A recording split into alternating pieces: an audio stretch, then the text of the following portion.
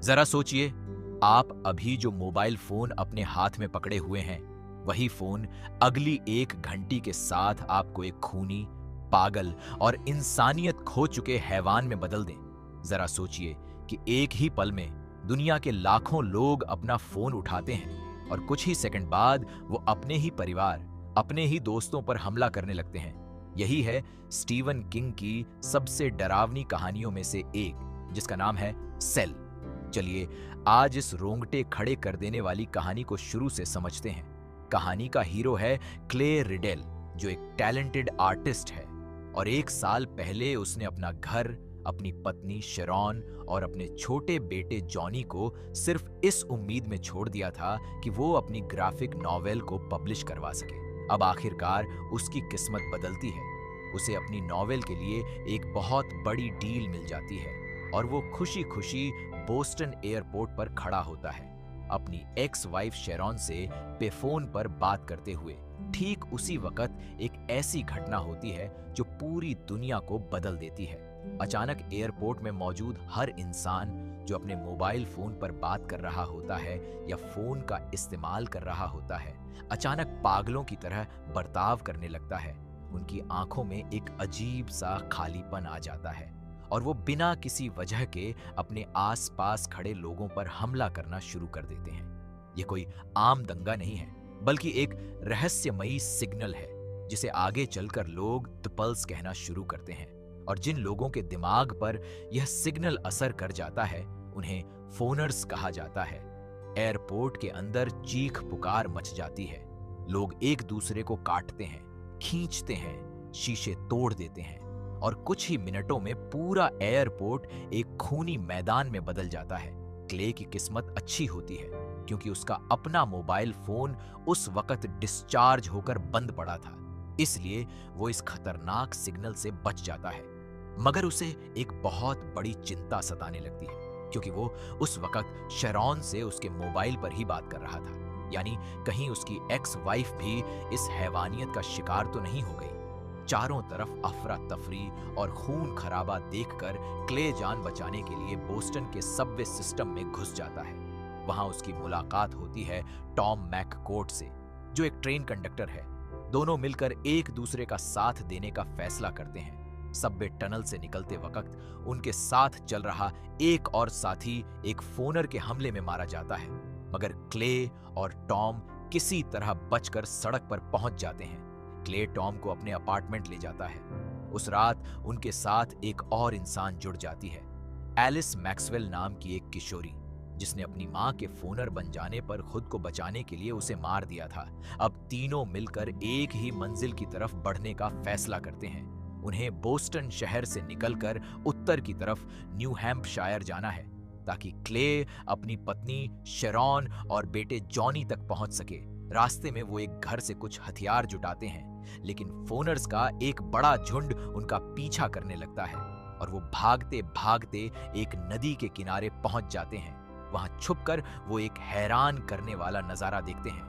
फोनर्स अपने मुंह से एक अजीब सा संगीत और शोर जैसी आवाज निकालते हैं और फिर अचानक एक साथ कहीं और चले जाते हैं, जैसे उन्हें किसी अनदेखी ताकत से आदेश मिल रहा हो। सूरज ढलने के बाद तीनों एक प्राइवेट स्कूल में पहुंचते हैं, जहां उनकी मुलाकात होती है 2 और जिंदा बचे लोगों से, स्कूल के हेडमास्टर चार्ल्स आरडाई और एक छात्र जॉर्डन से। चार्ल्स अपने अनुभव के आधार पर एक डरावना सिद्धांत बताता है।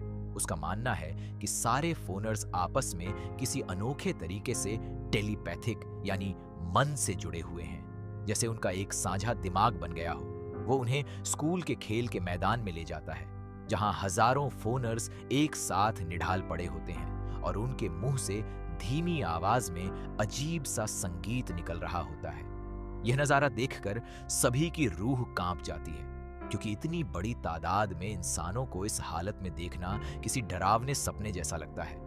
क्ले, टॉम और एलिस समझ जाते हैं कि अब बचने का यही एक मौका है, इससे पहले कि ये सारे फोनर्स फिर से जाग जाएं और हमला कर दें। चार्ल्स एक खतरनाक मगर जरूरी योजना बनाता है। स्टेडियम के पेट्रोल पंप और एक स्प्रेयर ट्रक का इस्तेमाल करके इन सोए हुए फोनर्स को आग के हवाले कर दिया जाए, ताकि उनकी इस अनोखी ताकत को हमेशा के लिए खत्म किया जा सके। सब मिलकर इस खतरनाक प्लान को अंजाम देते हैं, लेकिन इस लड़ाई में चार्ल्स खुद अपनी जान खो देता है। बाकी सभी किसी तरह बचकर आगे की यात्रा जारी रखते हैं। सफर में उनकी मुलाकात रे ह्यूजेंगा और उसकी साथी डेनिस से होती है, जो दोनों कई दिनों से सो नहीं पाए हैं। उनकी आंखों में डर और थकान साफ झलकती है। वो बताते हैं कि आगे जो जगह काशवाक कहलाती है वो असल में एक खतरनाक जाल है जो उस रहस्यमयी मास्टरमाइंड ने बिछाया है जिसे लोग रैगेडी मैन कहते हैं। धीरे धीरे रे का दिमाग अस्थिर होने लगता है। वो बार बार अपना सिर पकड़ता है और कहता है कि रैगेडी मैन उसके दिमाग में जबरदस्ती विचार डाल रहा है। उसकी हालत देखकर बाकी सभी डर जाते हैं, क्योंकि अगर सोए हुए दिमाग पर भी यह ताकत असर कर सकती है तो कोई भी पूरी तरह सुरक्षित नहीं है। फिर वो क्ले को अपना फोन देता है और कहता है कि जब वो रास्ते के आखिरी छोर तक पहुंचे तो इस नंबर पर कॉल करें। इसके बाद रे अपने गले में बंधे एक बम से खुद को उड़ा देता है। उसके ट्रक की तलाशी में सबको भारी मात्रा में विस्फोटक सामान मिलता है। आखिरकार जब यह छोटा सा कारवां शेरॉन के घर पहुंचता है तो क्ले को एक के बाद एक दो भयानक खबरें मिलती हैं।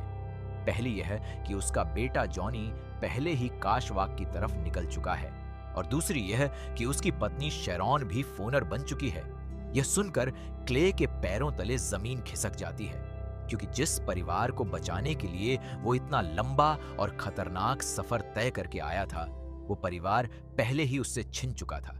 बेहद भारी मन से क्ले अपनी पत्नी को मारकर उस अंधेरी सच्चाई का सामना करता है। फिर वो फैसला करता है कि वो अकेला अपने बेटे को बचाने काशवाक जाएगा, जबकि बाकी सभी साथी रास्ते में निशान छोड़ते हुए उत्तर की तरफ आगे बढ़ते रहते हैं। काशवाक पहुंचकर क्ले एक भयानक नजारा देखता है। हजारों फोनर्स एक विशाल गोल घेरे में एक कम्युनिकेशन टावर के चारों तरफ घूम रहे हैं।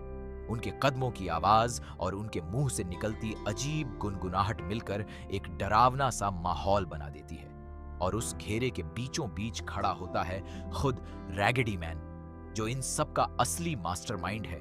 सारी हिम्मत जुटाकर क्ले अपनी गाड़ी उस पर चढ़ा देता है और फिर उस पर लगातार गोलियां चलाता है ताकि वो दोबारा खड़ा ना हो सके। इस खौफनाक जंग के बीच उसकी नजर अपने बेटे जॉनी पर पड़ती है, मगर उसका दिल टूट जाता है क्योंकि जॉनी भी अब फोनर बन चुका है। गहरे दुख और गुस्से में डूबा क्ले आखिरी फैसला लेता है। वो अपने ट्रक में छुपाए गए विस्फोटकों को रिमोट से उड़ा देता है, जिससे रैगेडी मैन और उसके पूरे झुंड का खात्मा हो जाता है। उस पल फिल्म में एक भावुक दृश्य दिखता है जिसमें पिता और बेटा साथ साथ कनाडा की तरफ चलते दिखाई देते हैं। मगर ठीक उसी पल कहानी में एक आखिरी और बेहद चौंकाने वाला झटका आता है।